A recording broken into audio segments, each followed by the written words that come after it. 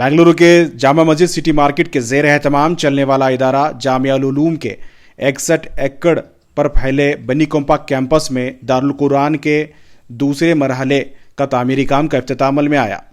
वाज़ेह रहे 1982 में मरहूम मौलाना रियाजुर रहमान की क़यादत में जामा मस्जिद के ज़िम्मेदारान ने यहाँ 61 एकड़ ज़मीन खरीदी थी। इनका मकसद था कि यहाँ मुस्तकबिल में यूनिवर्सिटी तामीर की जाए।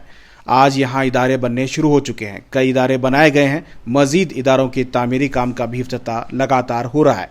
इस कैंपस में दीनी मदरसा चलता है, स्कूल चलाई जाती है, ITI कॉलेज भी चलाई जाती है। साथ ही यहाँ दारुल कुरान के नाम से एक ऐसा इदारा चलता है जहाँ हुफ़ाज़ को डॉक्टर बनाने की कोशिश की जाती है। यानी यहाँ 10th और 12th की इम्तिहानात में उन्हें कामयाब कर इन्हें नीट की